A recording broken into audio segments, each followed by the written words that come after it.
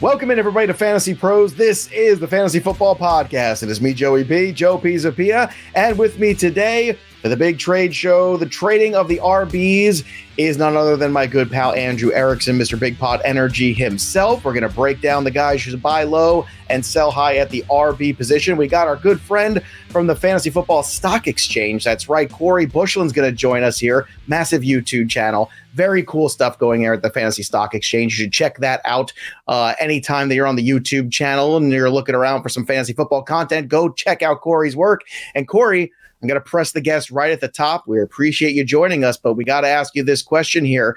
We got to ask you, Jonathan Taylor. I just took an hour's worth of questions on the live stream basically about Jonathan Taylor. Are you buying, selling, or holding Jonathan Taylor?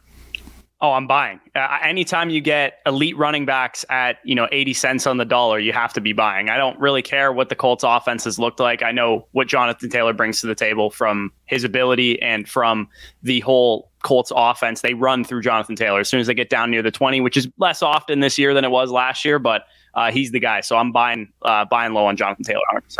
Now, Corey, a couple years ago, that sounded like good logic too. And there was a running back named Saquon Barkley with an ankle injury that took a very long time. Now, I understand that was diagnosed high ankle. This one wasn't. So is that kind of creep into your consciousness too when you're starting to think about the Taylor value, whether or not it really is a good idea to buy him at this point? Yeah, I would say it really depends on how you're doing in your league right now. If you're a 6-0 team, a 5-1 team, a 4-2 team, and you can afford to lose Taylor for another week or whatever, if he's got to take another week off to get right and get healthy, then I'm cool making that move. If you're 2-4 or something, probably too risky at that point in time. But yeah, if you're ahead and you're looking for a guy to help you out during the stretch run, because there was that year in 2019 where Saquon Barkley was out for a couple games, and then down the stretch in the fantasy playoffs, he paid off for some managers that bought low on him. So I think that it really depends what your record is right now. Well, who better to talk about buying and selling than the guy who runs the stock exchange for fantasy right now? So let's go. Let's talk about it. And Jonathan Taylor is one of the most traded guys over on the Sleeper app, and that's what we're going to be using for our data today. Talk about some of these players that are moving back and forth between teams. Let's see if I can tempt my good pal Andrew Erickson with a trade for Jonathan Taylor. Would you take Aaron Jones and Darrell Henderson and kind of load up with more RBs, or would you stick with the elite level Jonathan Taylor right now?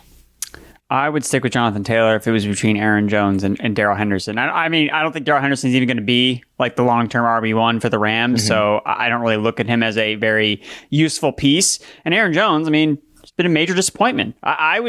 We were projecting him to lead this team in targets and catches, and his receiving role hasn't increased at all without Devontae Adams. So very disappointed by Aaron Jones, so I'm going to stick with Jonathan Taylor. All right, let's see if I can up the ante with one of your all-time favorite players. How about Breece Hall? And I'll throw in on top of that a Tony Pollard for Jonathan Taylor. Does that get it done? For Breece Hall, yeah. Because when we look at Breece Hall and what he's doing, I mean, he's already an RB1. He has a great playoff schedule, and he's going to end up being a league winner. And he's healthy. So I would take Breece Hall. If I could move off Jonathan Taylor to get Breece Hall plus, I do like Tony Pollard, especially this upcoming next couple weeks. Yeah, I would do it for Breece Hall. All right. How about you, Corey? How about Breece Hall and A.J. Dillon? Is that a trade that you would make for Jonathan Taylor? Yeah, I actually made a trade for Breece Hall in my home league. I traded away Dalvin Cook, Alexander Mattison, and then I got another small piece, and I got Breece Hall and Michael Gallup back, who I then flipped for Jerry Jeudy. So I'm all in on the Breece Hall train as well. If you're giving me Breece Hall plus for Jonathan Taylor, like Erickson said, he's healthy right now. He's got a better receiving workload than we're going to get out of Jonathan Taylor, and they both have the same kind of measurables, breakaway speed, and tackles avoided per attempt, and all the stuff that we look for out of our fantasy running back. So yeah, if you're going to give me Breece Hall plus, I'll take Breece Hall and A.J. Dillon for Jonathan Taylor, but I'm still buying Taylor, and I think you won't have to pay quite that much for him at this point in time. Well, that becomes the interesting piece. It was certainly fascinating to see Deion Jackson do what he did when Jonathan Taylor was out. So, I don't know. Look, I've got a few shares of Jonathan Taylor myself, and I have to say it's very difficult to get the right value for that player. And that is something I think a lot of people are struggling with. And like I said, live stream today over on our YouTube channel, we did an hour and change, and there were so many questions about Jonathan Taylor, so many trade proposals being out there. So clearly, this is a guy that if you want to get in the business of Jonathan Taylor, this is the time to do it. Joe, yes. You know who I traded Jonathan Taylor for before last week? Who? Jamar Chase. Well, that was good. Well, we talked about that. If you're going to get elite for elite, that's always a trade you're willing to make, especially in that matchup that we like so much. And that was our number one lock player of the week on our DFS show on Friday. So that worked out well. Let's just point that in. Good times. Lots of cash in. Another guy that is also very valued around fantasy circles is Amon-Ra St. Brown. And we're giving away an autographed helmet signed by none other than Amon-Ra St. Brown. Go to fantasypros.com/contest to enter today. All you have to do is leave a review of the podcast wherever you get your pods. You go to Apple Podcasts, leave a nice 5-star review, talk about how much you love the show. We appreciate that. That is an entry into the contest. So go to fantasypros.com/contest and go and make your review of the show. And don't forget to follow us as well for extra entries into the contest on all of our social media channels. That means Fantasy Pros on Instagram, on TikTok, on the Twitter machine. And we've only got a few weeks left here in October. So go get it. An Amon-Ra St. Brown helmet. Let's get to another player. And maybe we want to get onto our teams, another RB. Getting moved in a lot of spots. Joe Mixon. Erickson, we'll start with you. Joe Mixon, do you want to buy, sell, or hold this piece? I'm gonna buy Joe Mixon, and I had looked at Joe Mixon as a player. I looked at the carries this week. He had 8 carries in week 6, which was his lowest output of the season. So when I looked at that initially, I was like, oh man, like you got to sell Joe Mixon. Like, you know, he's not getting the volume that he once got during the beginning of the season. But then I kind of looked a little bit closer, and I'm like, you know, his efficiency has really gone up the last couple of weeks. Like everyone was complaining about Joe Mixon. Oh, he's not efficient. Like he's running into the back of the offensive line. The last 2 weeks, 5.6 yards per attempt. And you look at his rushing EPA, ranks 4th. His rushing EPA weeks 1 through 4, dead last in the NFL. What's the difference? The Bengals are running more shotgun. Like they're changing their offense to cater more towards Joe Mixon's strengths. They're doing more RPOs, and we're seeing this offense start to really cook. So for me, if people are selling Mixon based on the fact that he only had 8 carries in week 6, I'm going to be a buyer because I know that that's probably not going to be his workload going forward. You know, it stands out like an outlier considering he was leading the NFL in touches per game before this past week. It may not be 22 touches per game like it was, but I still think that Joe Mixon is the lead bell cow. He's involved in the passing game. He plays on a great offense. And if people are willing to sell him, I'm going to be willing to buy. Corey, he's got Atlanta, Cleveland, and Carolina coming up before the bye in week 10. Do you want to buy, sell, or hold Joe Mixon? Again, we come back to this point all the time. It really all depends what you're getting. I lean sell because I don't think Joe Mixon's been quite the same player this year. He's like 9.6% tackles avoided per attempt. He still gets, you know, one of the better workloads in the NFL. So you can hang your hat on that. We expect the offensive line as the season goes along to get a little bit better with all the new pieces that they've added. And he has, you know, high touchdown opportunity in the offense that he plays in. But if I can get one of these young ascending running backs for the same, you know, price tag that I have to give up for Joe Mixon, if somebody's willing to buy into Joe Mixon and I can get DeAndre Swift, Breece Hall, or Kenneth Walker in exchange for Joe Mixon, maybe even for Kenneth Walker's sake, Kenneth Walker plus for Joe Mixon, then I would definitely be taking that because Joe Mixon, I mean, I came on here the first time I came on this podcast, I kind of waxed poetic about, you know, running backs with a lot of touches under their belt and the age and touch apex. And I mean, Joe Mixon's nearing 1,500 career touches and 1,200 of those are carries. And elite running backs typically fall off around 1,100. So not saying that I'm out on Joe Mixon or I'm completely selling the dude, but if I can transition into a younger back with a similar outlook, I'm probably going to do that to mitigate the kind of risk that I see with Joe Mixon. Well, it's funny you should say Kenneth Walker and another player. I'm going to give you that opportunity. See if I can tempt you with a trade offer, Joe Mixon or Ken Walker and Kareem Hunt. Which side of that deal do you want to be on? I'd rather have Walker straight up than Mixon rest of the season. So give me Walker. Even straight up. Okay. Yeah, look at this. All right. Are you of the same mind here, Andrew Erickson? Mixon or Walker and Hunt? I'm giving you 2 guys here. I'm giving you Walker plus. Yeah, I mean, I view Mixon and Walker pretty similarly, like rest of the season. It's probably a coin flip for me, honestly. With 1,500 less carry. Yeah, but you obviously have more ambiguity with Walker. I mean, he started one NFL game. So there are more question marks. And I think that long term, I think that we probably have more confidence that the Bengals are going to be an above average offense rather than the Seahawks being an above average offense. Just, I know Geno's been good, but I think that Joe Burrow is better. Hot take. But the fact that I can get the fact that I can also get Kareem Hunt, who I still think like has a fraction of a chance of getting traded to one of these, like if he ends up in LA or one of these teams that has had some running back issues, I think that could be really skyrocket his type of value. So if I get Kareem Hunt plus Kenneth Walker, yeah, I would take that deal too. All right, let's see if I can double up again here. Travis Etienne and Clyde Edwards-Helaire for Joe Mixon. So all of your TikToks have finally leaked into my brain, Andrew Erickson. Travis Etienne and Clyde Edwards-Helaire or Joe Mixon? What side do you want the rest of the season? I think this one I'm still going to stick with the Joe Mixon side. I still like Travis Etienne as a player to acquire, but look, he has the hardest hurdle to overcome with James Robinson. Like James Robinson's still like a thing in part of this offense, and a lot of these other running backs that we're seeing breaking out. Breece Hall had to bait out Michael Carter, a day 3 pick. We saw Kenneth Walker, Rashad Penny got hurt. James Robinson has been an RB1 the first 2 years of his NFL career. Like, it's just harder for him to leap and just totally neutralize James Robinson. And Clyde Edwards-Helaire, I mean, I've been trying to get rid of this guy ever since he started scoring touchdowns at an unsustainable rate. So I don't want him now after his role is just so bad on the Chiefs. So I don't want Edwards-Helaire, and I'd just rather have Mixon right now over Etienne. All right, Corey, how about you? Same deal. Travis Etienne and Clyde Edwards-Helaire or Joe Mixon. Is this enough of a cash out for you for Mixon? No, as much as I said I'm, not 100% confident in Mixon, I would need more than this. It's kind of just the CEH part of it. He's just a complete eyesore for me in this deal. If you give me Travis Etienne and Devontae Smith or some kind of wide receiver 2 type of value there, then I'd be probably more willing to do that. But I think I'll just stick with the big workload with Mixon. Like I said, I still expect the guy to be closer to what he was against the Ravens than he was the first couple of weeks of the season. But I'm not going to sell him for what I consider one of the more risky acquisitions with Travis Etienne. As much as I like what I've seen out of him in recent weeks, he's definitely a lot more risky than what Joe Mixon represents. And CH, he's like a 40% snap share player. I'm not buying into that quite yet.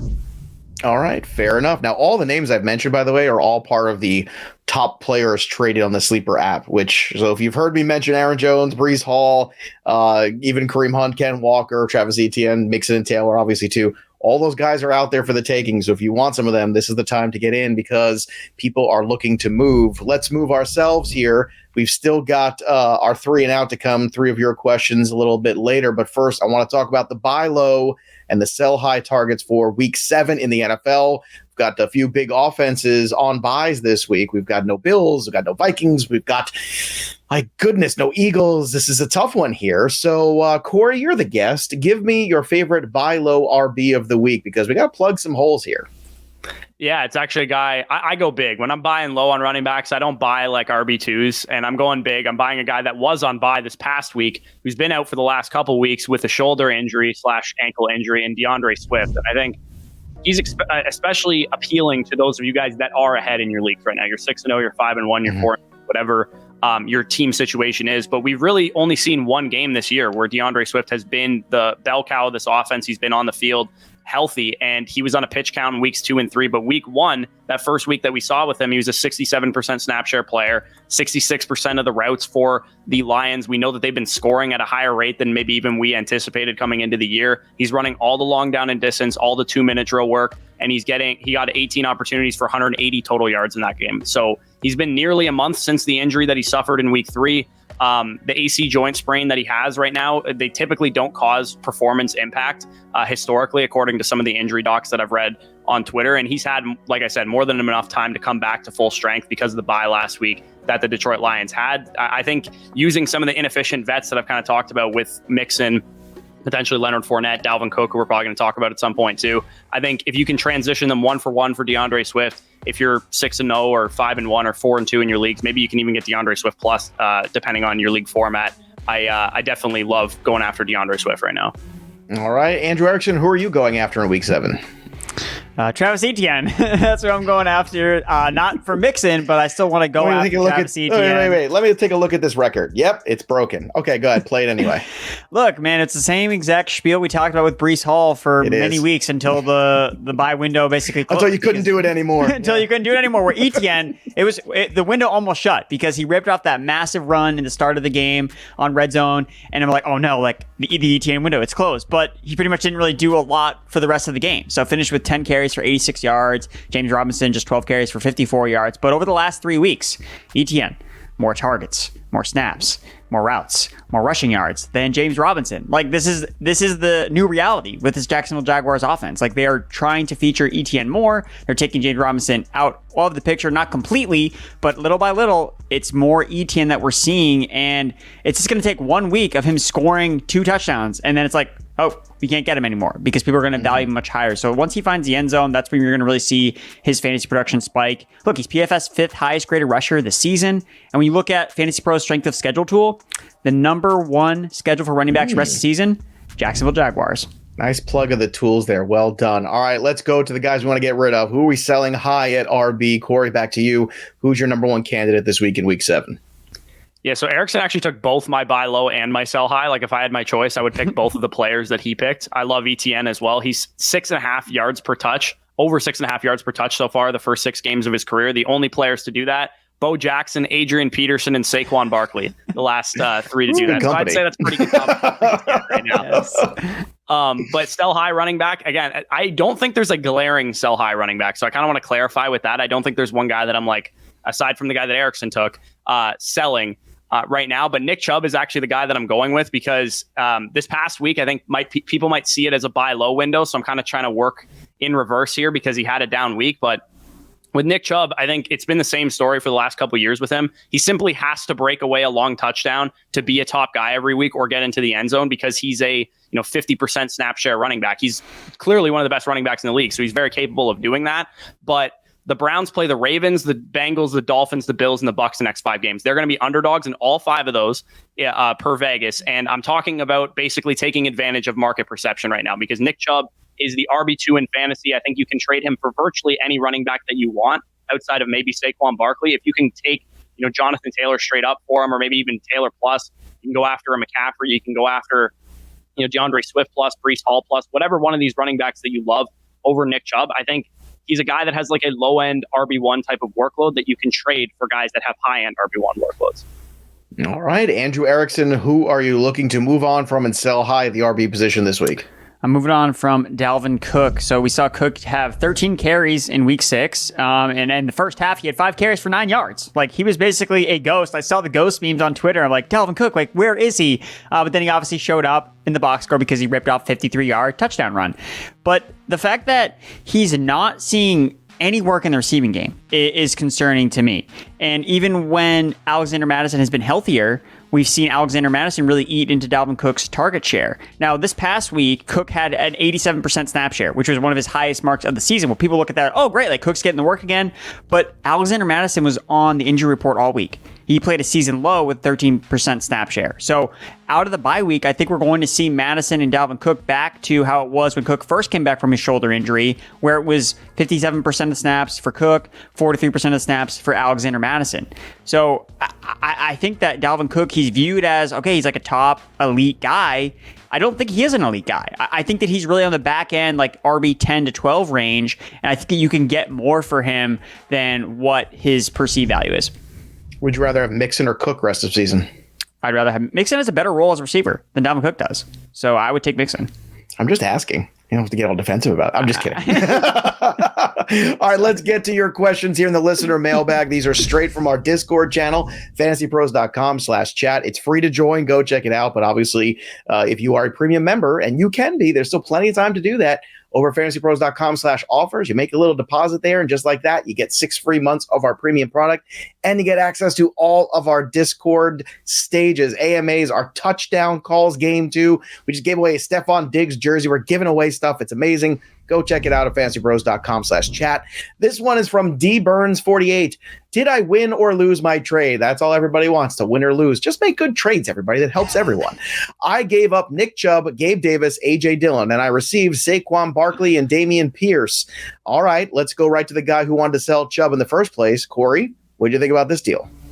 Yeah, I mean, it's a 3 for 2, so you got to be concerned of how much depth you're giving up. But give me Barkley. He's the best player in this deal. I think Pierce is the second best player outside of Chubb in this deal. Gabriel Davis, I'm going to talk about when we do the wide receiver episode as well. And AJ Dillon, he's a great, handcuff to have, a guy that has a lot of intrinsic value if Aaron Jones ever gets injured, which it looks like he may have gotten injured against the Jets. But I will take Barkley and Pierce on the side of the deal. Andrew, same thing for you? Yep. Yeah, I'm going to take the Barkley and Pierce side. All right, let's get to the next one from Chalupa Batman. Trade Melvin Gordon and Darren Waller for Connor and Kittle. This seems like a futile existence here for this trade. Andrew Erickson, what side of this deal do you want to be on? And you can't say neither. I mean, right now there's only one player of these four guys listed that I actually feel decent about, and that's George Kittle. So right. I'm just going to take that side. Yeah, I tend to agree. Kittle side for you as well, Corey? I mean, hopefully you got this deal done before Monday Night Football, because you might not be able to trade Gordon anymore. I would say I don't want either of these running backs, Connor or Gordon, but at least Connor, when he's been on the field, gets a better workload than what Gordon got last night. And it looks like Waller's going to be out for a couple of weeks. So yeah, I'll just take the side that has George Kittle on it. It's funny. Before the show, we were talking about Melvin Gordon. Andrew and I were talking about as soon as Javonte got hurt, any Melvin Gordon shares that we both had, we traded immediately because the theoretical value was always going to be greater than whatever we saw on the field. And it's something that we need to take notice of. Just because a spot opens up doesn't mean necessarily that's the guy or the right guy to all of a sudden fill those shoes. And sometimes that theoretical value in trades is far greater than the actual value. Take advantage of perceived value. Last question here. Let's take advantage of McGoldie's question. Dalvin Cook or Devontae Adams straight up. Andrew Erickson, what side of this deal do you want to be on? Sorry, I need to fix my computer for smashing the accept button because I want Devontae Adams. Like, this is so easy for me. Yeah. It's easy for me, too. I know RB is hard to find, though. So in that context, Corey, is it still just as easy as Devontae Adams for you as well? Take him to the woodshed. Adams, easy. Adams for me, too. 3 for 3. Sometimes these deals are easy, and this is the time of year when the trade market is really heating up. So on the Sleeper app, that's a great spot there to play your leagues. Make sure you're going out there, being an active manager, making the deals that you need. I want to thank our guests, too, for joining us here. Fantastic stuff. You can follow him on the Twitter machine at Football Stock and go check out the Fantasy Stock Exchange as well. Corey Buschlen, we appreciate your time and your energy and your disdain for anyone who's trying to get rid of Jonathan Taylor. We appreciate that here on the show. Go check out the Fantasy Stock Exchange over on the YouTube. Go subscribe to that channel as well. They do great work over there. That'll do it for us, but the story of the game goes on. For Corey and Andrew, I'm Joey P. We'll see you next time, kids. Thanks for tuning in to the Fantasy Pros YouTube channel. Don't forget to check out our featured videos. And while you're at it, make sure to follow us on Instagram, Facebook, and Twitter at FantasyPros, so you can get the latest news and updates to give you the edge you need in your fantasy league.